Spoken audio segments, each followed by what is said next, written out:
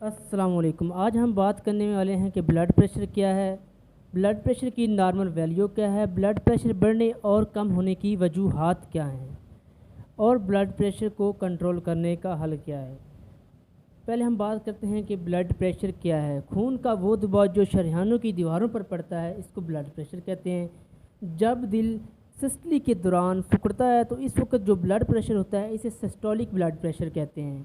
یہ blood pressure زیادہ ہوتا ہے جب دل ڈایاسسٹلی کے دوران پھیلتا ہے تو اس وقت جو بلڈ پریشر ہوتا ہے اسے ڈایاسسٹولک بلڈ پریشر کہتے ہیں۔ یہ بلڈ پریشر کم ہوتا ہے۔ دونوں بلڈ پریشر اوپر نیچے یا آگے پیچھے لکھے جاتے ہیں۔ ورزش کے دوران بلڈ پریشر عام طور پر زیادہ ہوتا ہے جبکہ نیند کے دوران بلڈ پریشر کم ہوتا ہے۔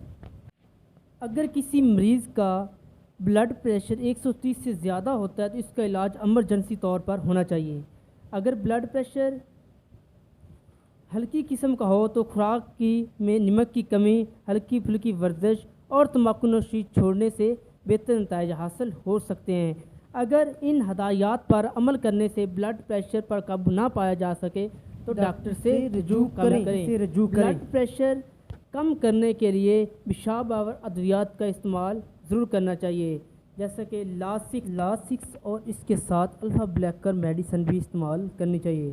الفا بلاکر میڈیسن میں پرپانول، اٹینونول، کیپوٹین اور ایناپرل اور ویورپیمل شامل ہیں اور پیشاب اور ادویات میں لاسکس، سپیرومائڈ اور الڈیکٹون شامل ہیں۔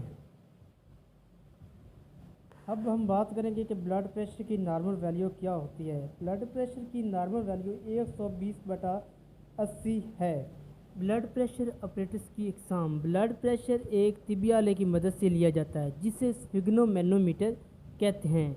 بلڈ پریشر اپریٹس کی 3 اقسام ہوتی ہیں: مرکزی سفگنو مینومیٹر، انسائڈ گیج اور ڈیجیٹل آلہ۔ اور بلڈ پریشر چیک کرنے کے لیے سفگنو مینومیٹر ایک بہترین اور قابل اعتماد مشین ہے۔ سفگنو مینومیٹر ایک بہترین اور قابل اعتماد آلہ ہے جس سے بہترین رزلٹ آتے ہیں۔